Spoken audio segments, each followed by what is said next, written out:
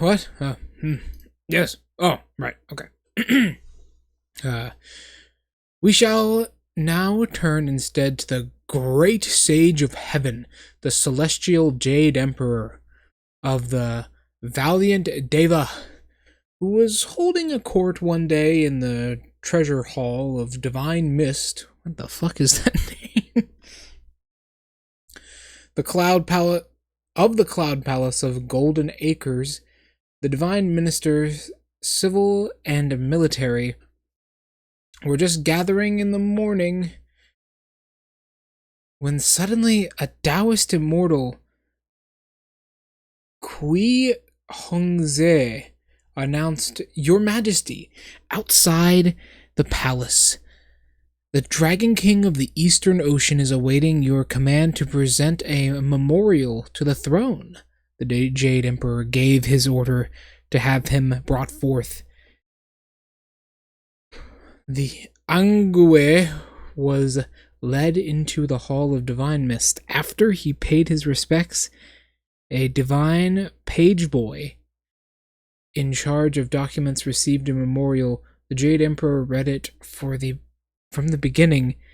The memorial said, "From lowly water reign of Eastern Ocean at the west Prividog Hanmin continent, the small dragon subjects Angwe humbly informs the wise Lord of Heaven, the most enlightened high god ruler, that a boisterous immortal Sun Wukong, born of Flower Fruit Mountain and resident of the Water Curtain Cave, has recently abused your small dragon." Okay. Okay. Gaining a seat in his water home by force, he demanded a weapon, employing power and intimidation, and he asked for martial attire, unleashing violence and threats. He terrorized my water kingsmen and scattered my turtles and tortoises. The dragon of the south trembled. The dragon of the west was filled with horror, and the dragon of the north drew back his head to surrender. And your subject, Angwe, flexed his body to obscure. We presented him with divine treasures of an iron rod and gold cape with phoenix plumps, giving him a chainmail and cloud-treading shoes made of fine gold. That is true. They did, in fact, do all of that.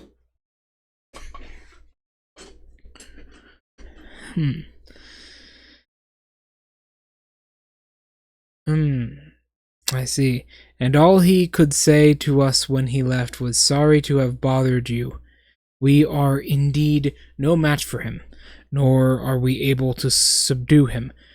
Our dispatch to the heavens post and hope to capture this monster." Oh, our dispatch is for the heavens and hopes that this monster will be captured. That's what it's supposed to say. There's a couple missing letters in there. "So that tranquility may be restored to the oceans, and prosperity to the lower regions. Thus, we present this memorial." When the Jade Emperor finished reading, he gave the commander a look and said, "Let the dragon god return to the ocean. We shall send our generals to arrest the culprit." The dragon god, gratefully touched by the Jade Emperor's generosity. I don't think it's I don't think there's anything generous here. But okay.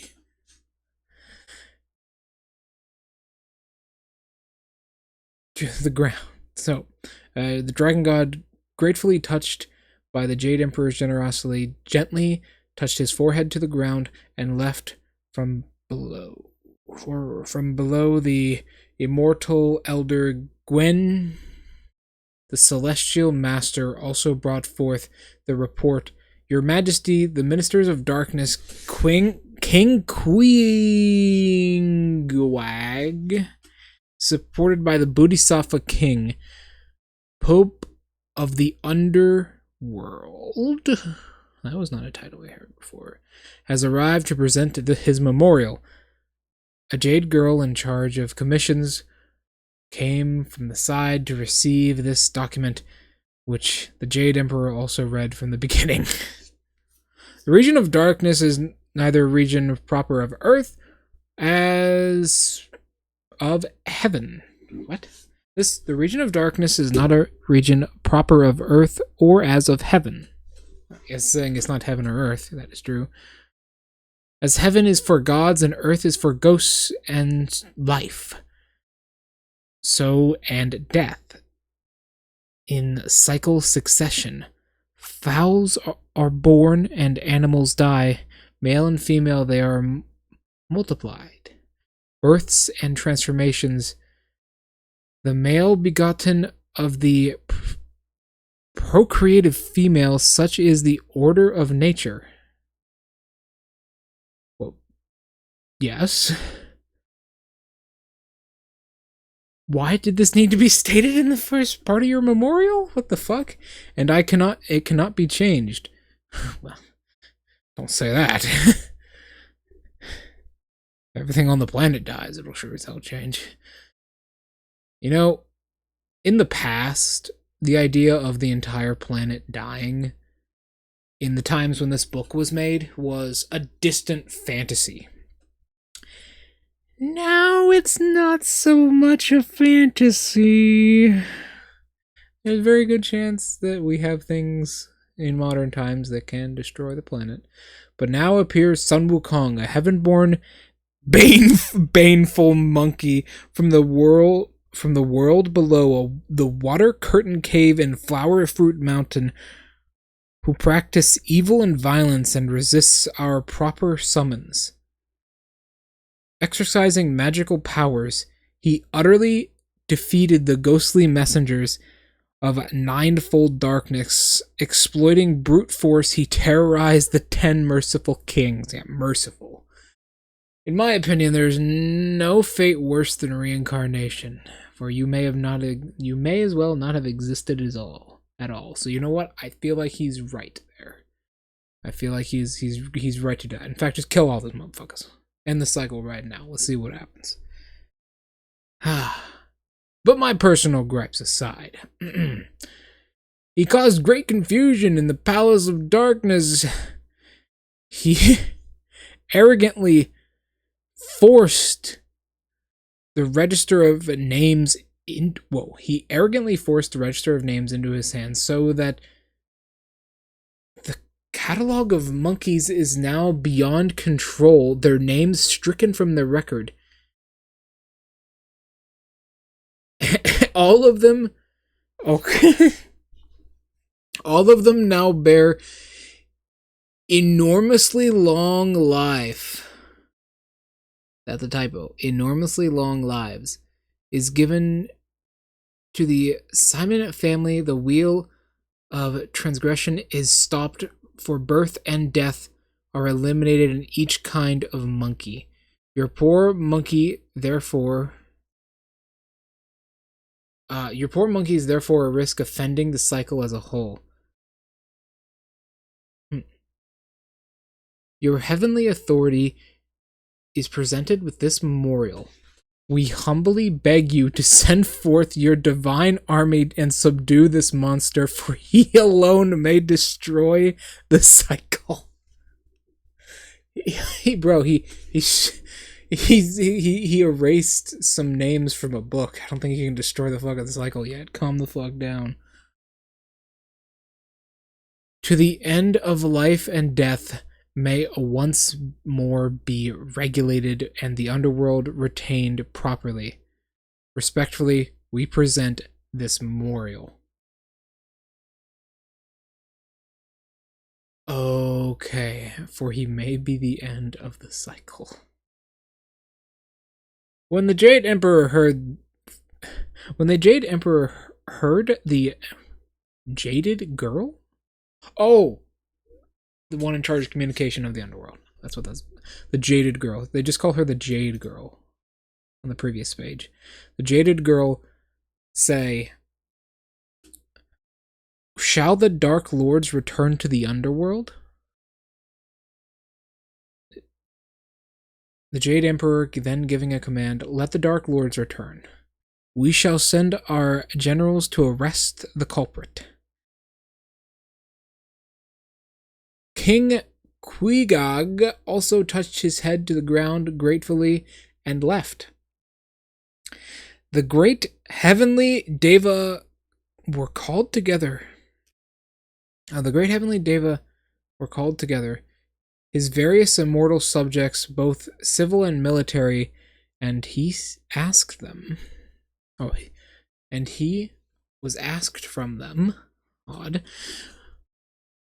When was this baneful monkey born, and in which generation did he begin his career? How is that he became so powerful, accomplished in the way? Scarcely before he finished speaking, when from the ranks 1,000-mile eye and far wind ear stepped forward. I remember these guys from the beginning of the book. "This monkey," they said, "is the heaven-born stone monkey of 300 years ago. At that time, he did not seem to amount to much, and we did not know where he acquired the knowledge of self-cultivation these last few years and became an immortal. Now he knows how to subdue dragons, tame tigers, and thus he is able to annualize by force and subjugate the register of death." "Which one of you divine generals," asked the Jade Emperor, "wishes to go down and subdue him?" Scarcely had he finished speaking when the long life spirit of the planet Venus came forward. Whoa, what? What is his title? The long life spirit of planet Venus came forward from the ranks and prostrated himself. "Highest and honest," he said, "with the 3 regions all creatures endow with 9 culpritations can thus exercise. Thus the monkey became immortal." What? Okay, maybe I'm just too stupid for that. "Thus the monkey became immortal.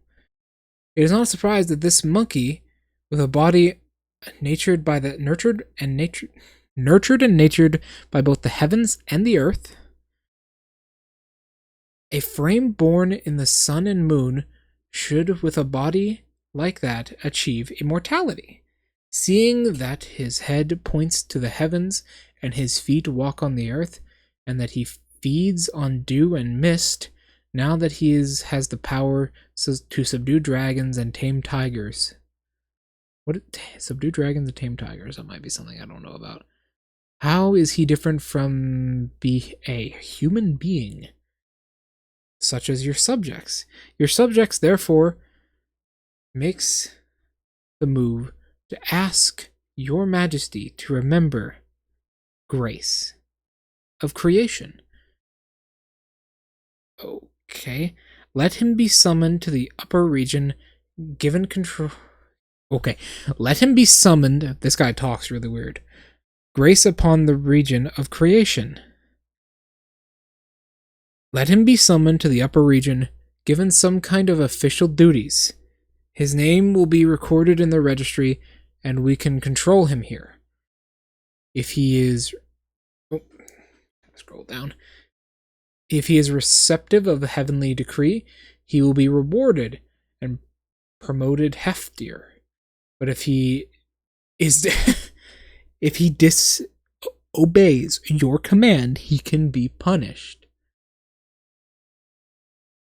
We shall arrest him forthwith in a place where he cannot cause much damage. Such an action will spare us military expense in the first place, and, in the second, permit us to receive unto our midst another immortal in an orderly manner. The Jade Emperor was highly pleased with this statement, and he said, "We shall follow the counsel of our ministry." He then ordered the Star Spirit of Songs and Letters. Star Spirit of Songs and Letters to compose a decree, and the Star Spirit of Venus to be the.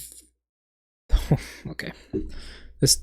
I don't know if this is like a word I don't know or not, but the Star Spirit of Venus to be the Viero.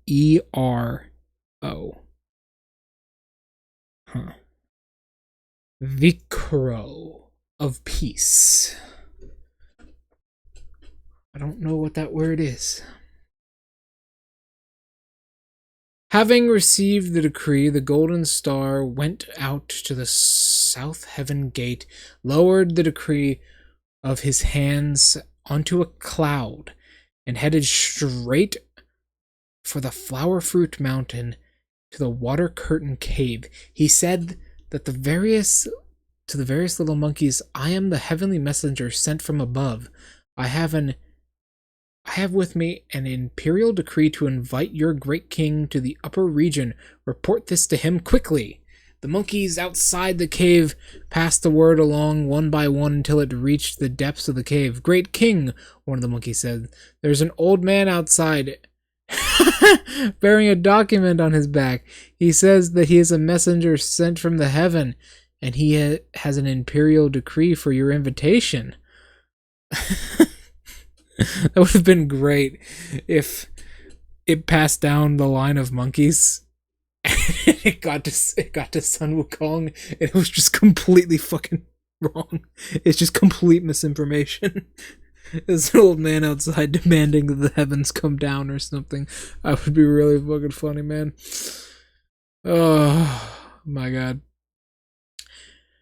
The handsome, great Monkey King, as he is called on this page, was extraordinarily pleased. "These last 2 days," he said, "I was just thinking about taking a little trip to heaven, and the heavenly messenger has already come to invite me. Truly, I am amazed." That's not me adding that. That's what it says in the book. The Monkey King quickly straightened out his attire and went to the door for the first meeting. The gold star came into the center of the cave and stood still, his face forward to the south. "I am the gold star of Venus from the west," he said. "I came down to earth bearing an important decree for the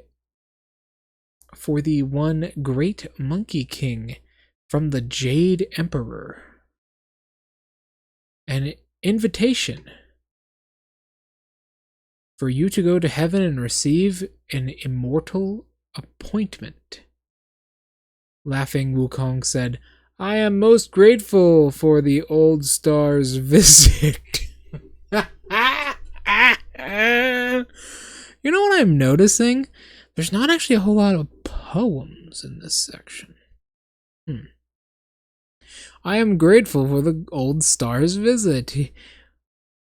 He then gave the order, "Little ones, prepare a banquet to entertain our guest." The gold star said, "As a bearer of imperial decree, I cannot remain here long. I must ask the great king to go with me at once. After your glorious promotion, we shall have an occasion to converse at our leisure." Okay. We are honored by your presence, said Wukong. I am sorry that you have to leave with empty hands. He then called the 4 mighty commanders together. Be delighted in teaching and drilling the young ones. Let me go up to heaven to take a look and see whether I have all I can have all you brought up there to live with me. The 4 mighty commanders. Oops, sorry, gotta scroll down. The 4 mighty commanders rejoiced in their obedience. This Monkey King mounted the cloud with a golden star and rose up to the sky. Truly, he ascended to the highest rank of immortals from the sky. His name enrolled in the cloud columns and treasure scrolls. We do not know what sort of rank of appointment he received. Let's listen to the explanation in the next chapter. Very good. Okay. The Gold Star of Venus.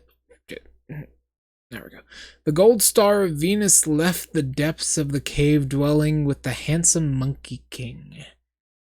Oh, hold on. So this one is called Appointed a Bane Horse. So this is what this chapter is called. Appointed of a Bane Horse. Could he be content? Named equals to heaven. He's still not appeased. The great sage equal to heaven. And together they rose to the mountain clouds. But the clouds of somersault of Wukong, you see, is no common magic. Its speed is tremendous, so he left the gold star behind and arrived first at the southern heaven gate. He was about to dismount the cloud and go in to the... guys, I don't know. Devaraja Vakunkihang.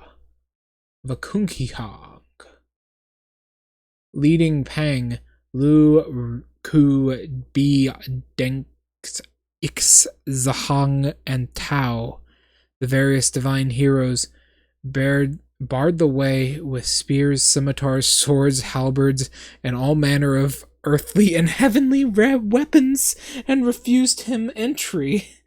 The Monkey King said, "What a disgraceful following the gold star is! If old monkey has been invited here, why have these people been ordered to use their swords and spears to bar my entrance?" He protested loudly when the gold star arrived in haste. "Old man," said the Monkey King angrily, "why do you deceive me? I told you that I told you." What? That doesn't make any sense. Oh.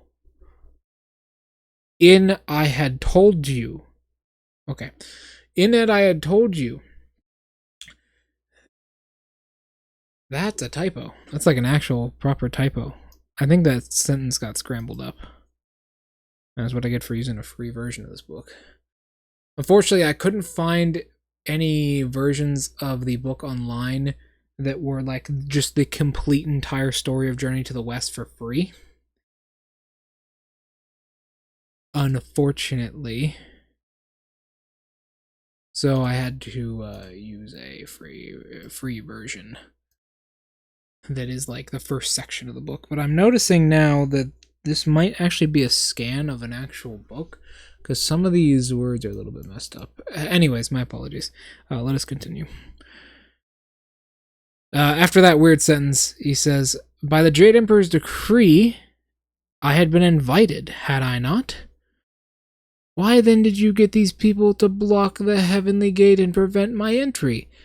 Let the great king calm down," the gold star said, laughing. "Since you have never been to the Hall of Heavens before, nor have you been given a name, you are quite unknown to the various heavenly guardsmen. How can they let you in their own authority once you have Once you have seen the heavenly diva, received an appointment, and had your name listed in the immortal registry, you can go in and out as you please. Who then would obstruct your way? If that is how it is, said the Monkey King, it's all right, but I'm not good. I'm not good. Well, hold on. I'm not good. Space. Oh, it's below. Okay. There's like a big long gap and then a single word. Alone. So that's all right, but I'm not good alone. Then allow me to go in with you, said the Gold Star, putting him in front of him and pulled him by the hand.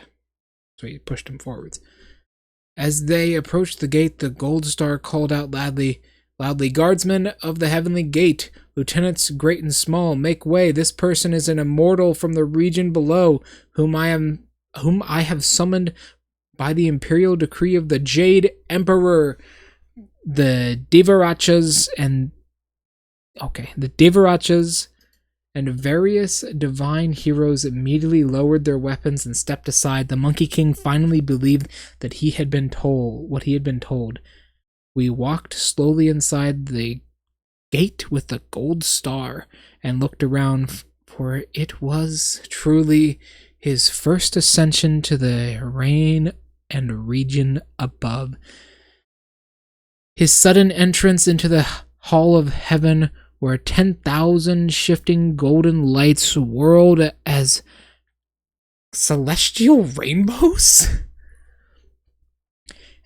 and 1,000 layers of hollow air drifted mist like purple rain. Looked at the southern heaven gate, its deepest shade of green from glazed tiles were made. Its radiant battlements and spears lifted high. Another treasure of heaven adorned with jade. On two sides were posted sources of celestial sentience and summons, each of whom standing tall beside the pillars, like guardians of a light upon this jaded wall. Carrying bows and clutching banners all around were Sudrai and divine beings in golden armor laced with purity, each of them holding halberds and whips or wielding scimitars, swords, and shield. Impressive may be the outer court, overwhelming is the sight within. The inner walls stood 7 huge pillars, circled by red, whiskered dragons whom golden scales gleamed in the sun. There were, moreover, a few long bridges above the crimson-headed phoenix, circled with the soaring plumes of a many hues. Brightest mist shimmered in the light of sky. Green fog descended, obscuring the stars. 33 heavenly mansions were formed up. Their names, like scattered clouds.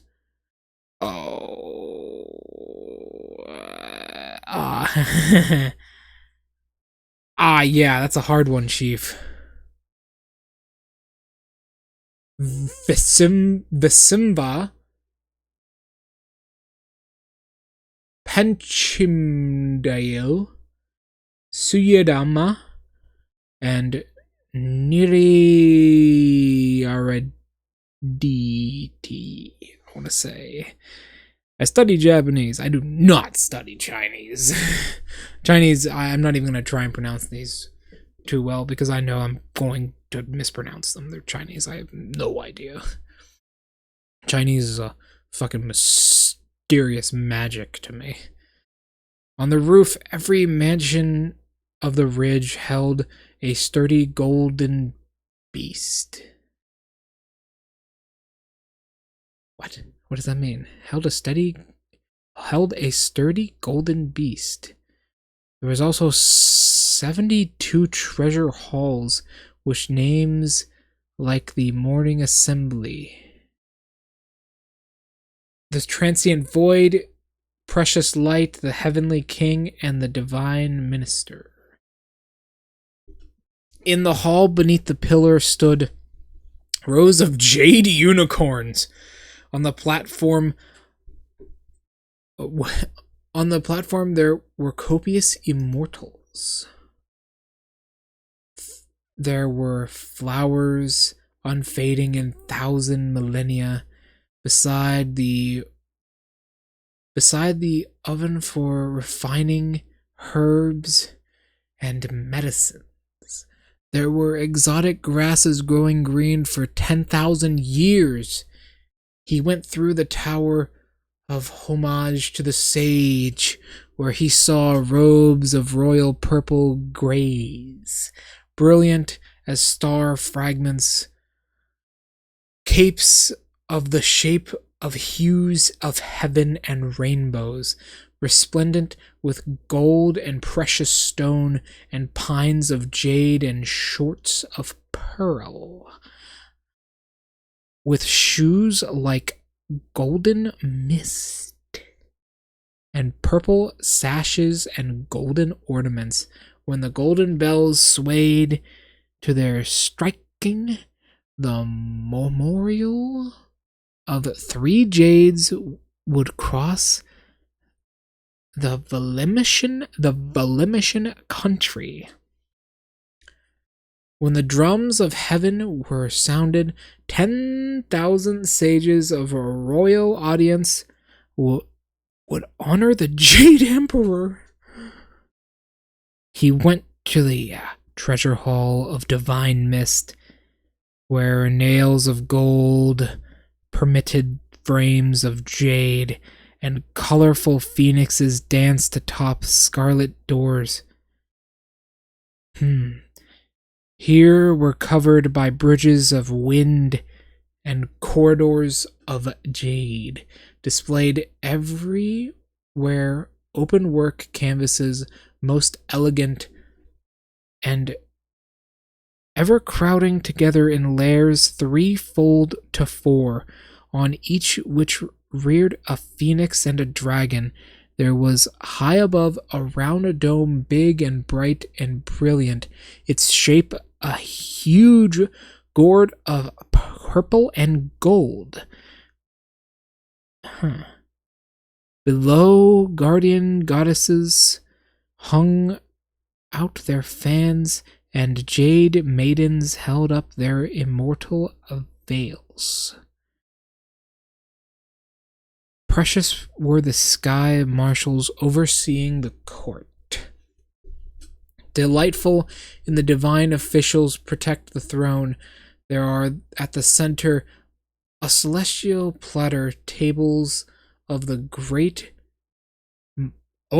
tables and pills filled with tablets and elixirs were heaped, and rising out of the center column were several branches of twisted coral. Sounds like it's underwater almost. So that it was that rare goods of every order were formed in the heavenly halls, and nothing like them on earth could ever be seen. Those acres, silver catches, and heavenly houses, those forever blooming and jasper plants with their buds of jade. The jade rabbit passed the platform to adorn the king. The golden crown flew by to worship the sage. Blessed was the monkey king coming to this heavenly realm. He who was no... Oh, that's actually a really good ending. He who was no more mired in the final soil of man. He who was no longer mired in the final soil of man. I think it's supposed to be like he who was no longer mired by the final soil in the final soil of man. I think it's supposed to be like how people get buried in the ground, and like when you die, you return to the earth. I think it's supposed to be like, oh, he's no longer on the place where people die. Is he? Everyone's immortal here. That was fucking good. Honestly, I myself probably wouldn't bring a homicidally impulsive monkey to the heavenly kingdom, no matter how powerful he was, but whatever. What do I know? Our Monkey King went through the list and made a thorough inspection of the horses. Within the imperial stables, the accounts were in charge of getting supplies, for one, their food, and the duties of assisting and the management of the horses. Never resting, the Bima overseer, never resting, the Bima overseer was the one who cared for the horses, fussing with them all day and night, watching over them diligently by night. Those horses that wanted to sleep were stirred up and fed. Those who wanted to gallop were caught and placed in the stalls. When the celestial horses saw him, they behaved most properly, and they were so well cared for that their flanks became swollen with fat. More than half? A month soon went by. And one leisurely morning, the various department ministries gave a banquet to welcome and congratulate the Monkey King. While they were drinking happily, the Monkey King suddenly put down his cup and asked, "What sort of rank is Bon Horse Pilgrim of mine?" "The rank and title are the same," they said. "What ministry grade is it?" the Monkey King asked. "It does not have a grade," they said. "If it does not have a grade," the Monkey King said, "I suppose I must be the very highest." "Not at all," they replied. "It can only be called unclassified." "What?" the Monkey King said. "What do you mean, unclassified?" It is the mere lowest level," they said. The Monkey King looked confused. "This kind of ministry is the lowest of the low ranks, hence thus in this position can only look after horses. Take the case of your honor, who, since your arrival, has been so diligent in discharging your duties. If the horses are fattened, you will only earn yourself a fairly good. If they look all thin, you will be routinely rebuked, and if they are seriously hurt or wounded, you will be prosecuted and fined." When the Monkey King heard this, fire leapt from his heart. "So that's the that's the contentment they have for old Monkey," he cried, angrily, gnashing his teeth. "All that Flower Mountain, I was honored as a king and patriarch. How dare they trick me into coming to look after their horses for them? If horse tending is such a meager service, reserved only for the young and lowly, is such treatment worthy of me? I'm quitting. I'm leaving right now." With a crash, he kicked over the office desk and took the treasure out of his ear. One wave of his hand and all the thickness of a rice bowl it became. Discovering such a weapon, the immortals ran, delivering blows in devastation and destruction in all directions. The great Monkey King, he fought his way through the imperial stables and went straight to the South Heaven Gate. The various celestials guard, knowing that he was officially appointed horse pilgrim, did not dare stop him and allowed him to fight his way out of the heaven's gates. In that moment, he lowered the direction of his cloud and returned to Flower Fruit Mountain. The four mighty commanders were seen drilling troops with the monster kings of various caves. Little ones, the Monkey King cried out in a loud voice.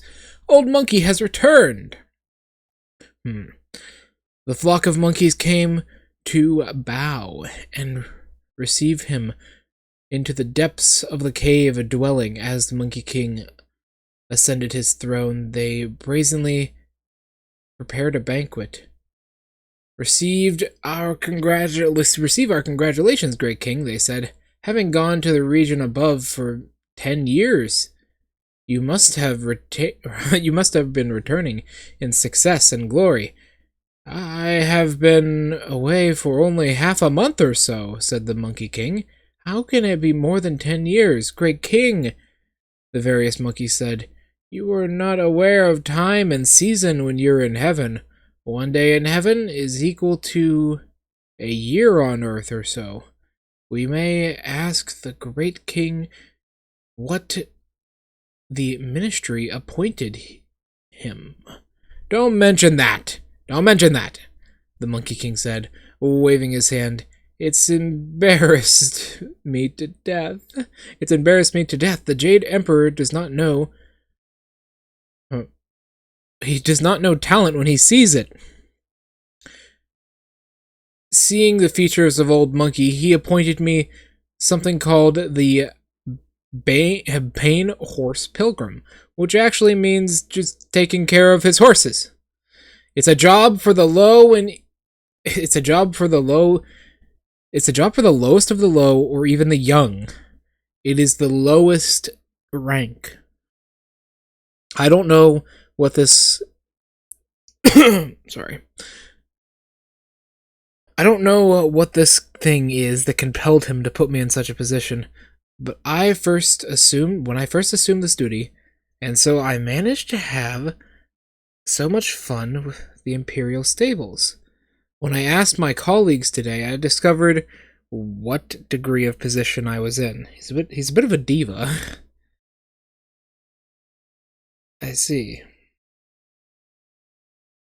I discovered what they diagnosed was my position was of the lowest of the low. I was so furious that I knocked over the banquet they were giving me and rejected the title. That's why I came back down. Welcome back, the various monkeys cried. Welcome back. Our great king has finally returned from his blessing in the skies. This well-blessed cave dwelling with the greatest of honor and happiness, why should he go anywhere to be someone's stable boy? Little ones, they cried, send up the wine quickly, and cheer up our great king with a banquet. As they drank wine and conversed happily, someone came to report. Great king, there are 2 horned demon kings outside who want to see you. Show them in, the Monkey King said. The demon kings straightened out their attire and ran into the cave, prostrating themselves. Why did you want to see me? He asked pointedly.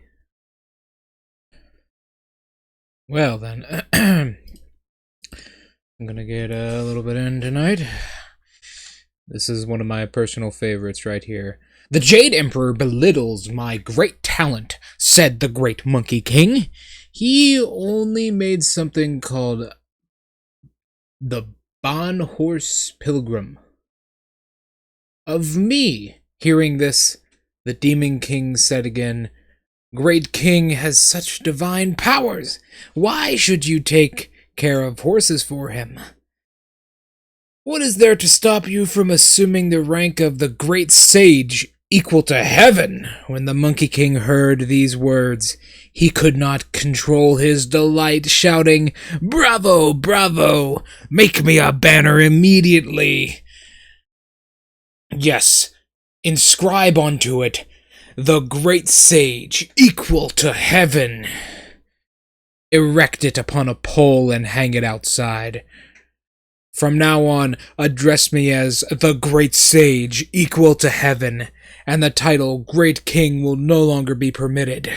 The monstrous kings of virtuous caves will also be informed, so that all will be known of those who speak to me shall know me as the great sage equal to heaven. Of this we shall speak no further. We now refer to the Jade Emperor, who held court the next day. The celestial master, Zhang, had been waiting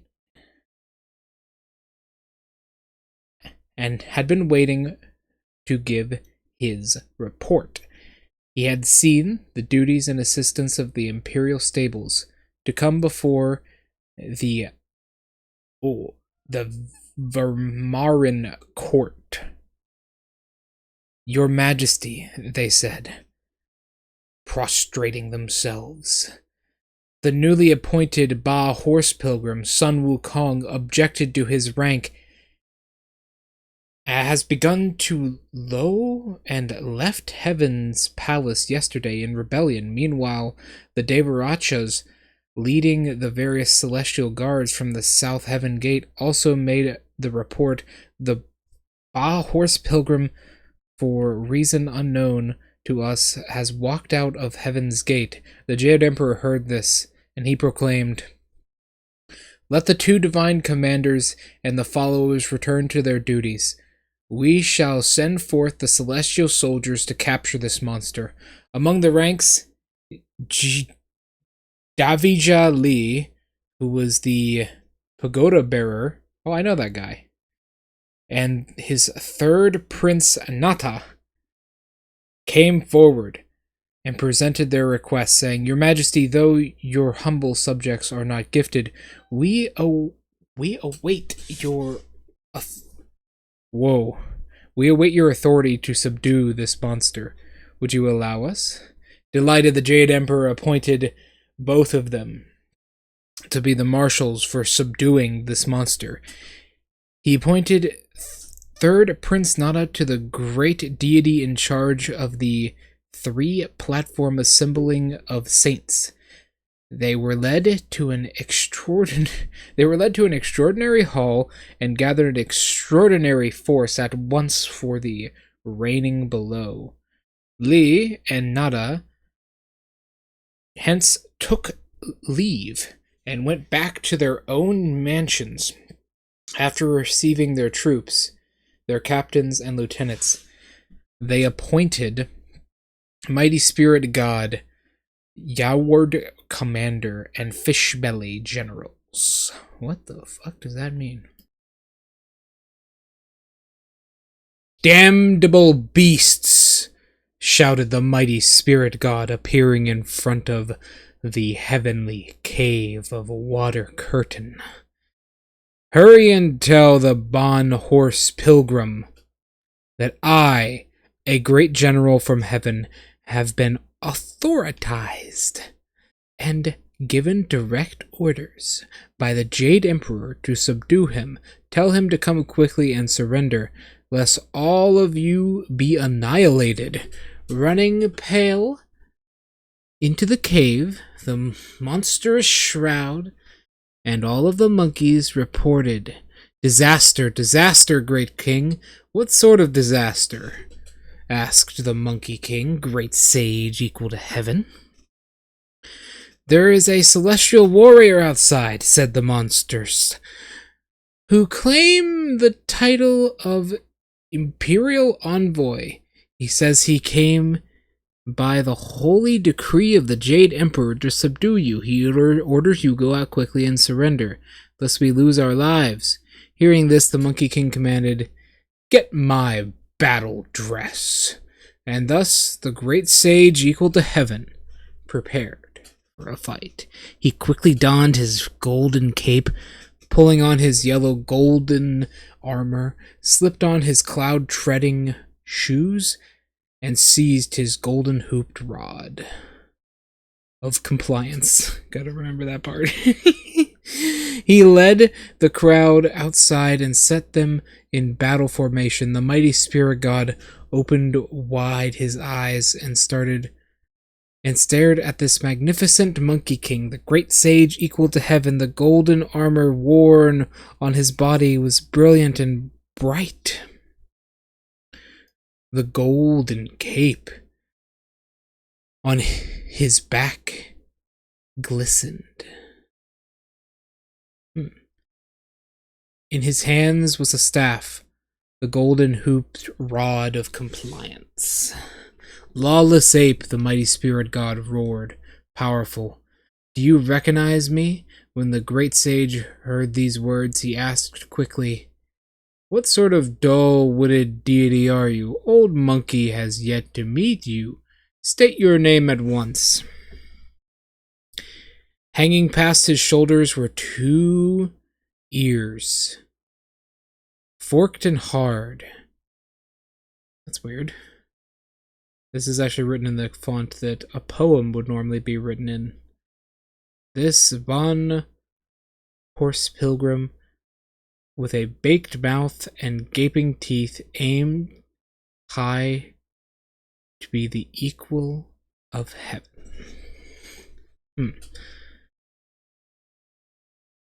Simona, cried the mighty spirit. What do you mean? You don't recognize me? I am the celestial general of mighty spirit. Of mighty spirit, keep in mind. Not the celestial general mighty spirit. The celestial general of mighty spirit. The vainward commander and subduer of the Devaraja Li. The pagoda bearer from the divine... oh my god. From the divine envoy I have been sent. I have come to impart a decree of the Jade Emperor to receive your submission. Strip yourself of your apparel immediately and yield to the heaven's grace, so that this mountain full of creatures can avoid execution. If you dare utter a no, you will be reduced to powder in seconds. When the Monkey King heard these words, he was filled with rage. Reckless simpleton, he cried. Stop bragging and wagging your tongue. I would have killed you with one stroke of my rod, but then I have no one to communicate my message, so I'll spare your life for the moment. Go back to heaven quickly and inform the Jade Emperor that he has no regard for talent. Old Monkey has ultimate abilities. Why did he ask me to mind his horses for him? Take a good look at this banner. I am promoted according to this title. I will lay down my arms, and the cosmos will then be fair and tranquil. But if he does not agree to my demands, I fight my way up to the treasure hall of divine mist, and he won't even be able to sit on his dragon throne. Even the mighty spirit god heard When even the mighty spirit god heard these words, that's a weird way to say that, he opened his eyes wide, facing the wind, and saw indeed a tall pole outside the cave. On the pole hung a banner, bearing large letters, the words, "The Great Sage, equal to heaven." The mighty spirit god laughed scornfully 3 times and jeered, "Lawless ape, how frivolous can you be? How arrogant! So you want to be the great sage equal to heaven? Be good enough to take a bit of my axe first." Aiming at his head, he beckoned at him. But being a knowledgeable fighter, the Monkey King, great sage equal to heaven, was not unnerved. He met the blow at once with the golden hooped rod of compliance, and exciting battle was on. The rod named Compliant, the axe called, ooh, that's actually a cool name, Spreading Flower. The two of them met suddenly, did not yet know their weakness or strength. An axe and a rod crashed and collided left and right. Once concealed secret weapons of power most wondrous, the other ventured openly his vigor and might. They used magic, blowing out clouds and puffing away fog. They scratched their hands, stretched their fingers, splitting mud and spraying sand. That might of the celestial battle had its way. But the Monkey King had boundless power of change. The rod uplifted, a dragon played in water, an axe arrived, a phoenix slicing through flowers. Mighty spirit, whose name spread through the world, in powerless truth, could not watch the other one. The great sage whirled lightly his iron staff, could numb the body with one blow to the head. The mighty spirit god could oppose him no longer, beaten and battered. Fucking awesome. You know, guys, looking at this, I don't know about the mental state of half these people. I can't even fathom, like, bragging to a guy about how fucking great I am for any amount of time, but this dude literally did it for, like, 3 fucking pages. Like, what the fuck?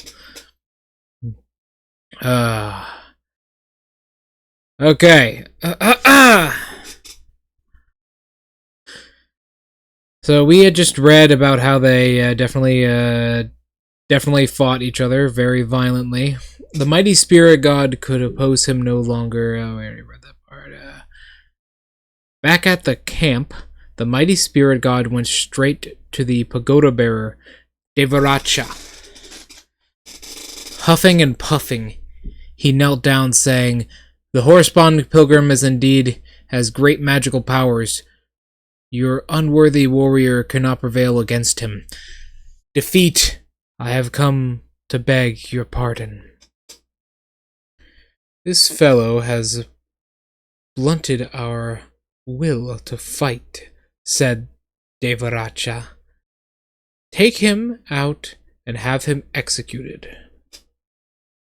From the side came Prince Nara, who said, bowing deeply, "Let your anger subside, Father King, and pardon for the moment the guilt of the mighty spirit.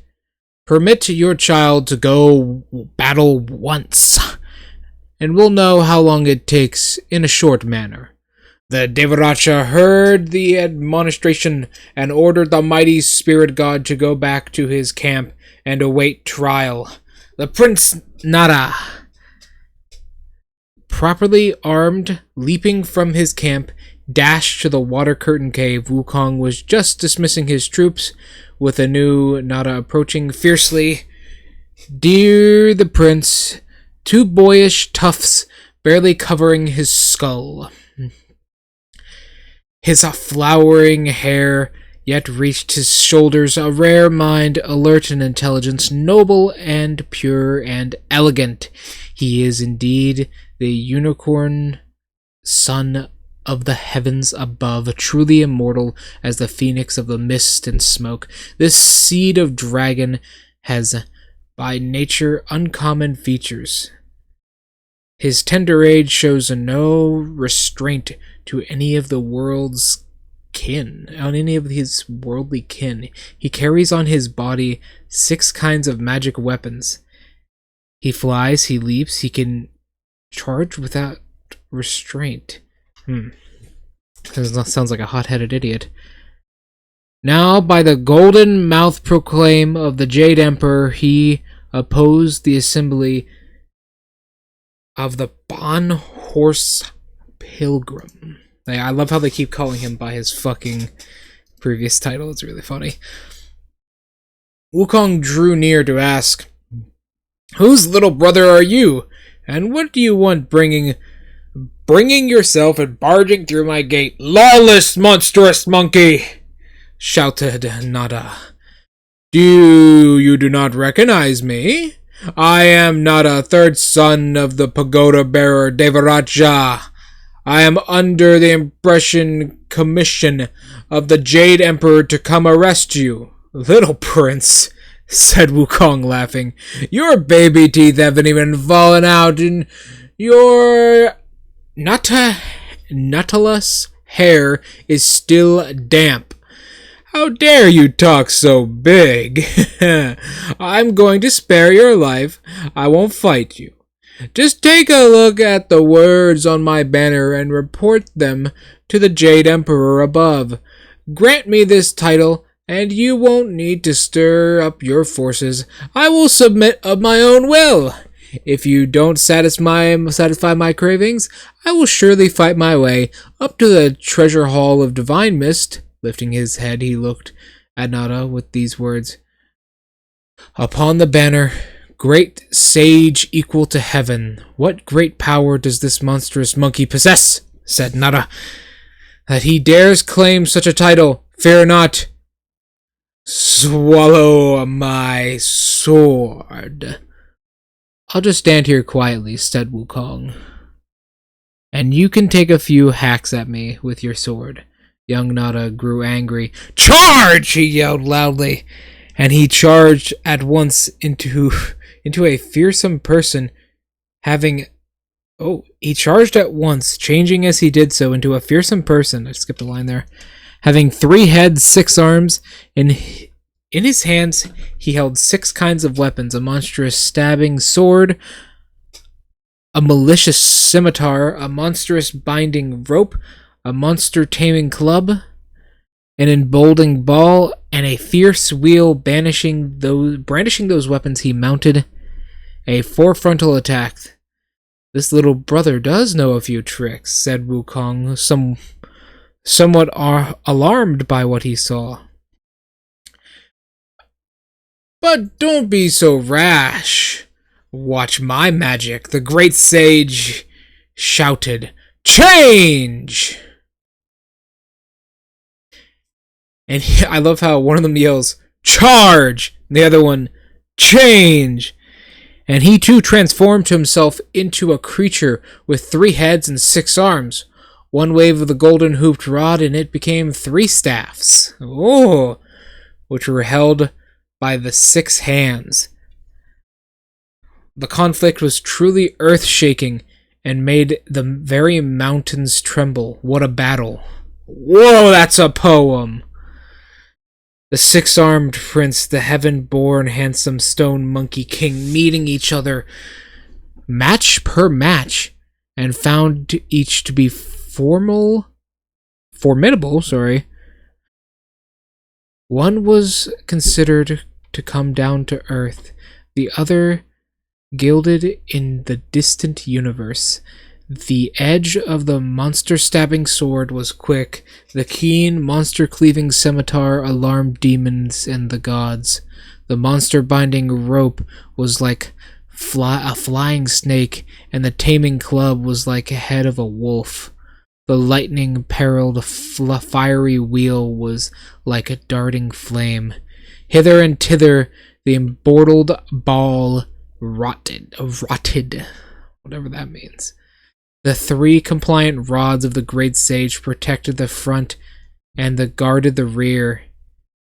With care and skill, a few rounds of bitter consistent revealed a no victor. But the prince's mind would not so easily rest. He ordered his 6 kinds of weapons to change into hundreds of thousands of millions, of aiming for the head of the monkey. Undaunted, roaring with laughter, and held his iron weapon aloft.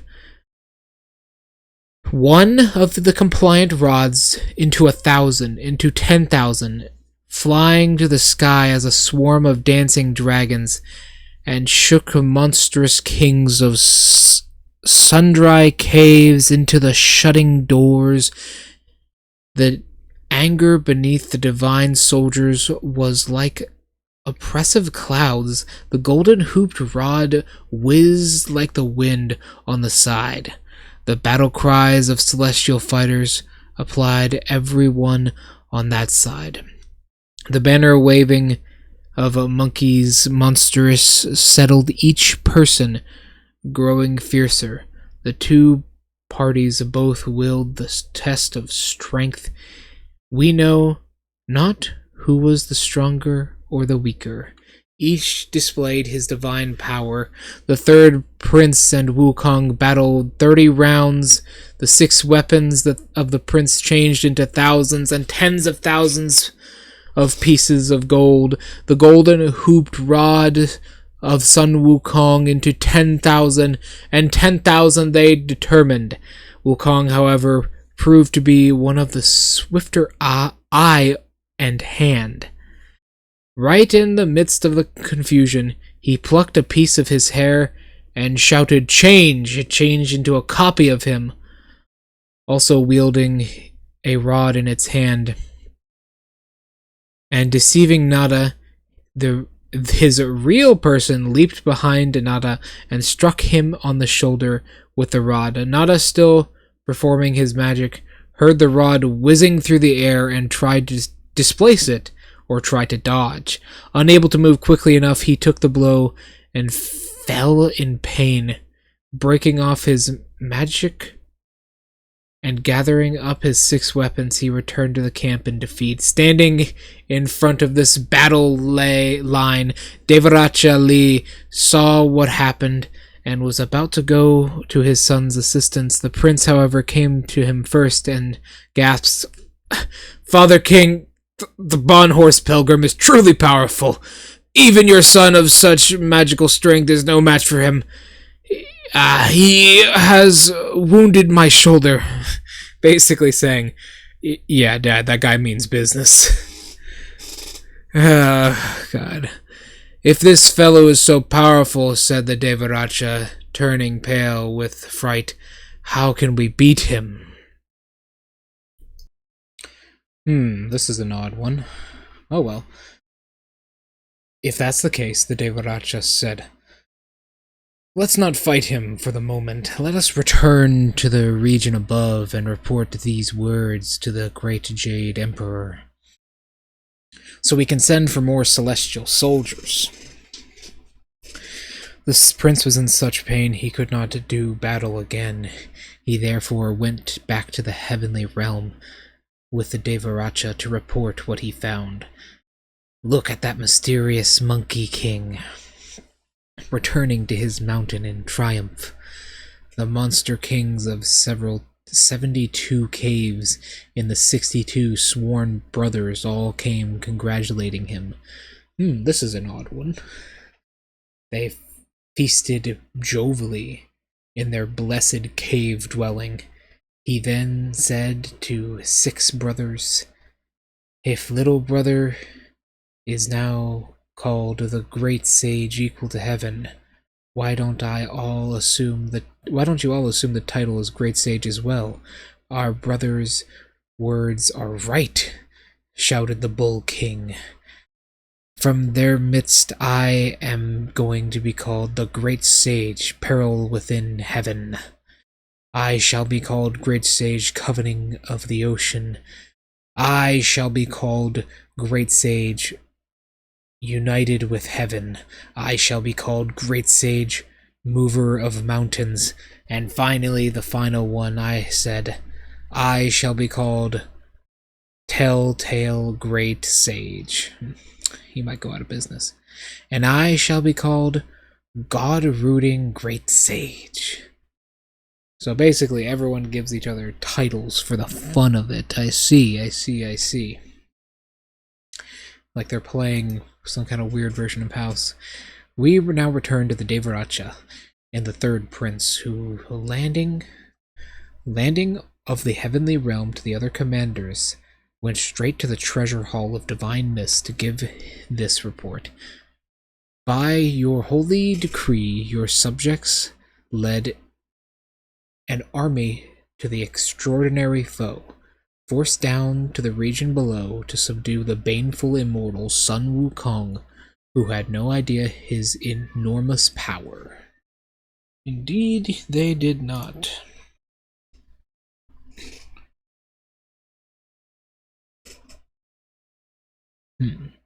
We could not prevail against him. We beseech your majesty to give us reinforcements to wipe him out. The Jade Emperor heard these words and said, "How powerful can we expect one monkey to be?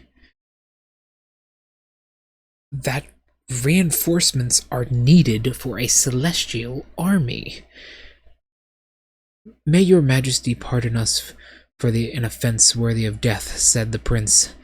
"That baneful monkey wielded an iron rod. He could defeat first spirit god, and then wounded the shoulder of your subject outside the door of his cave and set up a banner bearing the words, 'Great Sage, equal to heaven.' He said that if he were given such a rank, he would lay down his arms and come to declare his allegiance with the heavens. If not, he would fight his way up to the treasure hall of divine mist and kill everyone in here. How dare this baneful monkey be so insolent?" exclaimed the Jade Emperor. "We must order our generals to give him an execution at once." As he said this, the gold star of Venus came forward again. From the ranks, he said, "That baneful monkey knows how to make a speech, but he has no idea what's appropriate and what isn't. Even if reinforcements are sent to fight him, I don't think he can be subdued right away without taxing our forces. It would be better if your majesty were greatly extend your mercy and proclaim yet another decree of purification. Let him indeed be made the great sage equal to heaven. He will be given an empty title, in a short rank, without any responsibilities or compensation within the court." "What do you mean, rank without compensation?" said the Jade Emperor. The gold star of Venus then said, "His name will be Great Sage equal to heaven, but he will not be given an official duty or salary. We shall keep him here in the heaven so that we may put him at ease and his dawdling mind at rest. Make him dynast from his madness and arrogance. The universe will then be calm and the oceans tranquil once again, away from his wrath." Hearing these words, the Jade Emperor said, "We shall follow the counsel of our minister." He ordered the mandate that made up the gold star and hence he bear it. Made up the gold star and hence he bear it. What does that mean? Hold on, let me do this. Okay.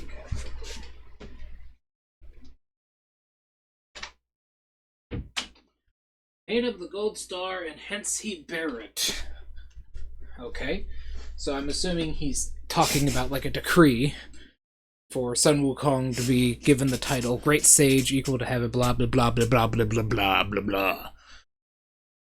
Okay, he found the entire region filled with awesome... Oh, sorry, I skipped ahead. The gold star left the southern heaven gate once again and headed straight to the flower fruit mountain outside the water curtain cave. Things were quite different for the way they had been previous time. He found an entire region filled with awesome bouquets preserved of every kind of bouquets of every kind of monster. Each one of them clutching and clattering swords and spears, wielding scimitars and staff, growling and leaping about. They began to attack the gold star the moment they saw him. "You chieftains hear me," said the gold star. Let me trouble you to report this to the great sage. I I have the heavenly message he'd want to deliver, for I am the heavenly messenger, sent by the Lord above. I bear an imperial decree of invitation. The various monsters ran inside to report. There is an old man outside who said that he is the heavenly messenger from the region above, bearing a decree of invitation to you. Splendid, splendid, Wukong said. Welcome, welcome. Oh, he must be that gold star of Venus who came here last time, although it was a shady position they gave me.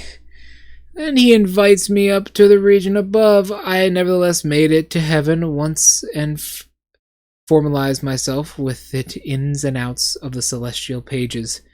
He has come again, this time undoubtedly with good intentions. Wukong smiled. He commanded the various chieftains to wave their banners and beat their drums, and draw up the troops to receive an order. Leading the rest of the monkeys, the great sage daunted his cape, put on his armor, and tossed over the yellow and red robes, and slipped on his cloud shoes. He ran to the mouth of the cave, boasting and bellowing. Please come in, old star. Forgive me, for I am not coming out to meet you. The gold star strutted forward, entering the cave. He stood facing the south, declaring, I am informed the great sage because the great sage has objected to the manners of his previous appointment and removed himself from the imperial stables. The officials of the department, both great and small, report the manner of the Jade Emperor. The proclaim of the Jade Emperor said first, all appointed officers advance from lowly positions to exalted ones. Why should he object to that agreement? This led to the campaign against you by Devaraja Li and Prince Nata, third born. They were ignorant of the great sage's power and therefore suffered defeat. I report back to the heavens that had sent up a banner that made known you desire to be the great sage equal to heaven. The various materials officials still wanted to deny your request. If it was for the old man who risked offense, plead the case of the great sage so that he might be invited to receive a new appointment, and without the use of force. The Jade Emperor accepts my suggestion. I am here to invite you. I caused you trouble last time, Wukong said, laughing. Hold on, my cat is attacking my foot. Hello, Kage! He's very playful right now. Give me 1 second. It's not like this is a professional audiobook anyways. Come here. If you wanted to be reading the full story, or if you wanted the full story of Journey to the West read to you, you would probably be doing it by someone who actually would read the entire story. I'm only doing the first book. I love charity. Seriously, though, the charity event was a lot of fun. So, back to it. And now I am again indebted to you for your kindness. Thank you, thank you. There really such a rank of great sage equal to heaven within the heavenly court? I made certain this title was approved of, the gold star said, before I dared come to the decree. If any misshape this, let this old man be held responsible. Wukong was highly pleased by the gold star's but the gold star refused his earnest invitation to stay for a banquet. Hold on. This kitty cat's very excited. Wukong, therefore he mounted his hollowed cloud with the gold star and went to the south gate, where they were welcomed with celestial generals and guardians with hands folded at their breasts, going straight into the treasure hall of divine mist. The golden star protested himself and mesmerized. Your subject, by your decree, has summoned here Ba Horse Pilgrim Sun Wukong, Has the Sun Wukong come forward, said the Jade Emperor. I now proclaim you to be the great sage equal to heaven, position of the highest rank, but you must indulge no more in peakiness behavior. I've never heard that word before. What the hell does peakiness mean? What is peakiness behavior? Oh well, probably something I don't know because I've never heard the term. Bowing deeply, the monkey uttered a great howl of thanks. The Jade Emperor then ordered two building officials, Zhang and Lu, to erect an office residing of the great sage equal to heaven.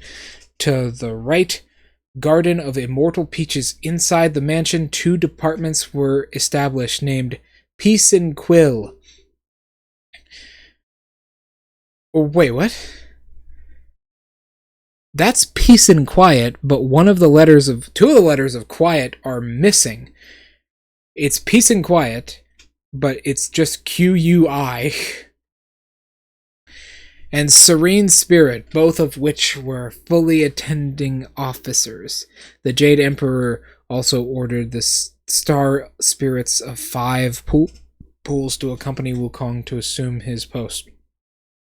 In addition, 2 bottles of imperial wine and 10 clusters of golden flowers were bestowed to him, with the order that he must keep himself under control and make up his mind to indulge no more in peakiness, I don't know what that means, behavior. I'm assuming it means like fucking debauchery and like nonsense and killing everything. The Monkey King obediently accepted the command and went that day with the star spirits to assume his post. He opened the bottles of wine and drank them all in a barbaric display. After seeing the star spirits to their own palaces, he settled down in complete contentment, the delight and joy of the pleasures of heaven, without the slightest worry of care. Truly, his name divine, forever recorded in the long life book, and kept from falling into samsara, will long be known. It's very hard. The idea of samsara is very interesting. It's a very human idea to begin with, right? Very human. It's a very human idea in religion that there is reincarnation, because we have only ever known this life. And humans are creatures that we do a lot of our magic, quote unquote, a lot of our learning, and a lot of what makes us human by experience of others. But no one's ever experienced death fully and come back. So it's a very comforting idea that reincarnation is real, because that's a very human idea. Personally, I'd rather be tortured in the hells for eternity. Alrighty then. That would be it. Let's head to chapter 5. In hindsight, it's probably not a good idea to in fact, even at all, let a mega impulsive monkey into your kingdom, but I guess they have no real choice since he has all the power. I believe Sun Wukong represents the mind in this book. This book is an entire analogy for the journey to enlightenment. This section represents essentially faithlessness. It is one without faith. The great sage enjoyed this sight for a long time, and then he asked the local spirit, "How many trees are there?" Oh, Jesus. Ouch, sorry. Oh, Jesus. Okay, so I actually know about this one because of how convoluted it is. What he is talking about is this fucking orchard. Technically, there's 3 orchards. And basically, each of these orchards has a different type of fucking peach growing in it that gives you different abilities, but every orchard after the first one gives you the abilities of the previous one. You'll see. There are 3,600, the spirit said. And the front ones are 1,200 trees with little flowers and small fruits. These ripen once every 3,000 years, and after one taste of them, a man will become an immortal enlightened in the way, with healthy limbs and a lightweight body. In the middle are 1,266 trees of layered flowers and sweet fruits. They ripen once every 6,000 years. If a man eats them, he will ascend to heaven with the mist and never grow old.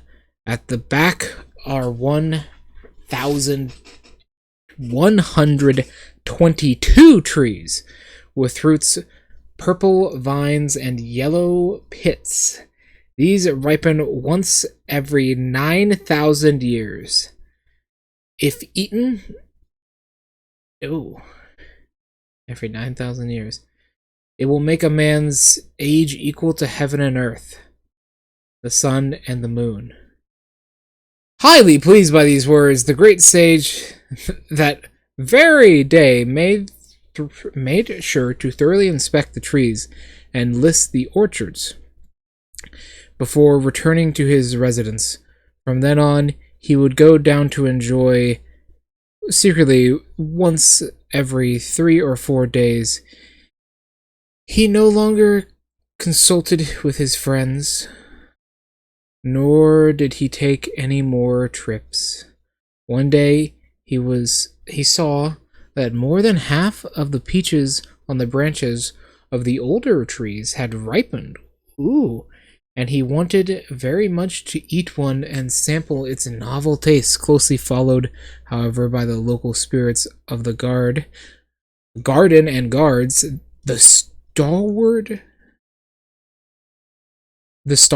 spirits and the stewardess, and the divine attendants of equal heaven residents. Cringe! I forgot it was called that. He found an inconvenience to do so. He, therefore, devised a plan, visiting the garden. On the spur of the moment, he said, "Why don't you all wait for me outside, and let me rest a while in this abode?"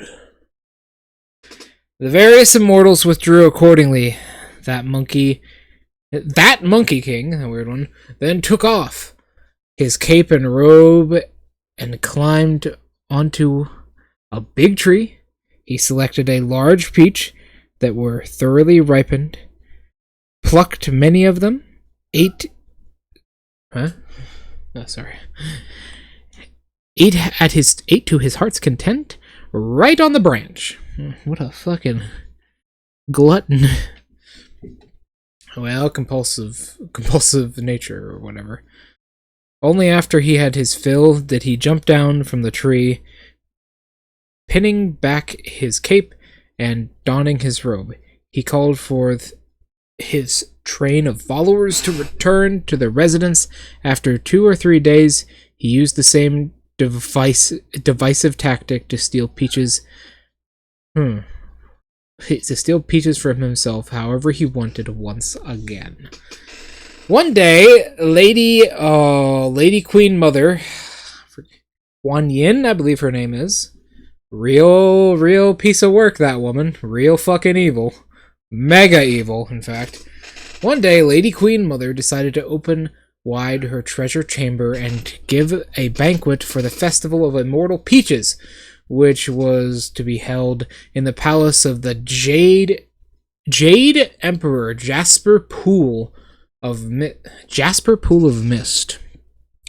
She ordered the various immortals: red gown, blue gown, white gown, black gown, purple gown, yellow gown, green gown,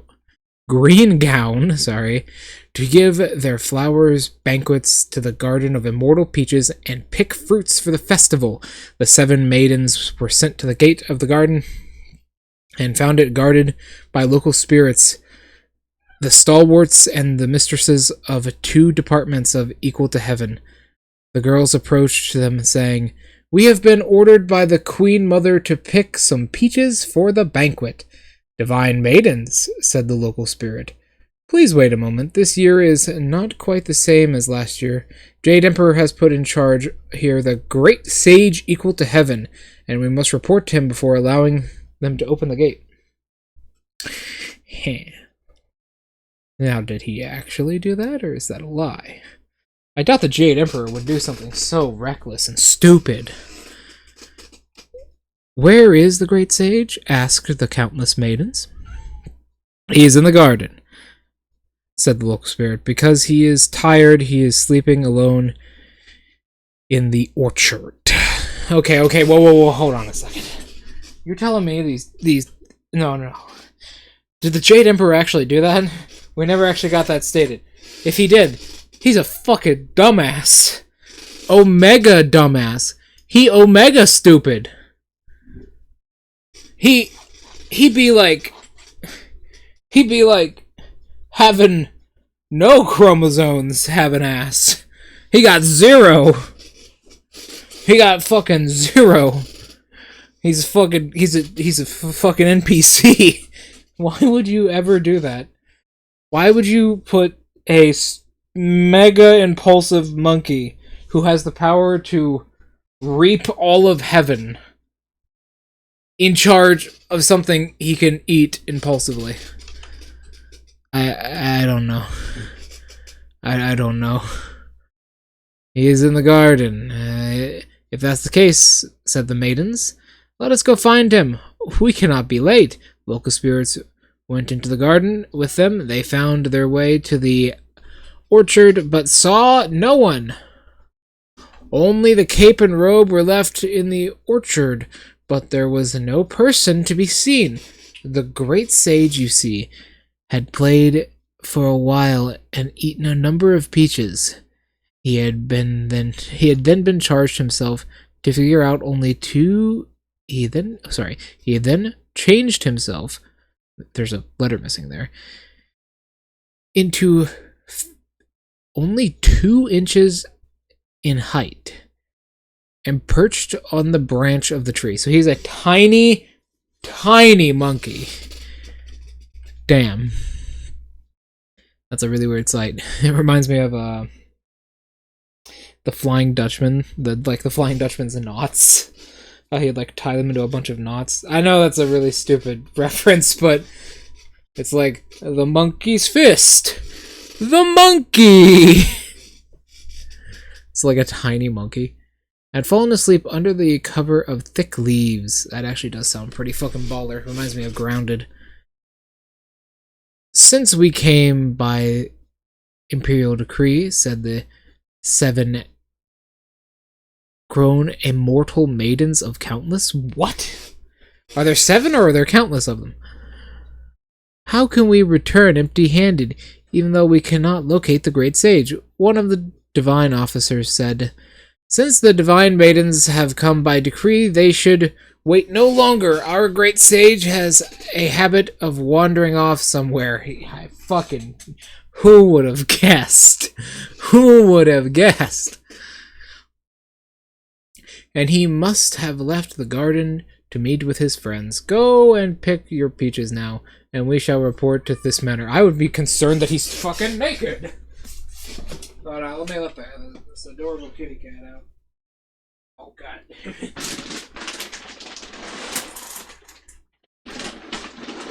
Sorry. We just ate dinner in the house, and kitty cat wanted to eat some dinner as well. He got hungry from the smell. Where was I? The immortal mob of maidens. Okay. Followed his suggestion and went into the grove to pick the peaches. They gathered 2 basketfuls from the trees in front of it and filled 3 more baskets for the trees in the middle. When they went to the trees in the back of the grove, they found the flowers were sparse and fruits scarce. Only a few peaches with hairy stems and green skin were left. For the fact is that the old Monkey King with hairy... the old Monkey King with hairy palms had eaten all of the ripe ones. Looking this way and that way, the 7 immortal maidens found on a branch pointing southward one singular peach that was half white and half red. The blue-gowned maiden pulled the branch down with her hand, and the red-gowned maiden picked the fruit. The branch snapped back in one position. This was the very branch of which the transformed great sage was sleeping. Startled by her, the great sage revealed his true form and whipped out from his ear the golden-hooped rod of compliance. One wave, and it was the thickness of a rice bowl. For what region have you come, monsters? He cried. That you have all gall to steal my peaches. Terrified, the 7 immortal maidens knelt down together and pleaded, Let the great sage calm himself. We are no monsters, but 7-gowned immortal maidens sent by the lady queen mother to pluck the fruits needed for the grand festival of immortal peaches. Then, when the treasure chamber is opened, we just came for the first to locate spirits of the garden who could not find the great sage, fearing that we might be delayed in fulfilling the command of the great queen. We did not wait for the great sage, but proceeded to pluck the peaches. We beg to you, forgive us. When the great sage heard this, his anger changed to delight. Rise, please, divine maidens, he said. Who is invited to the banquet of the great queen mother? Open wide her treasure chambers. The last festival held its own set of rules, the immortal maidens said. And those invited were the Buddha. Okay, just Buddha. Fuck. Just actually Buddha. Those who were invited were Buddha. You know, that guy. Pretty important. Pretty important guy. Just actually Buddha. Alright. And the Bodhisattvas, the holy monks, and the Arhamian Tats of the Western Heaven, Kugan Yin from the South Pole, and the Holy Emperor of Great Mercy of the East. The immortal...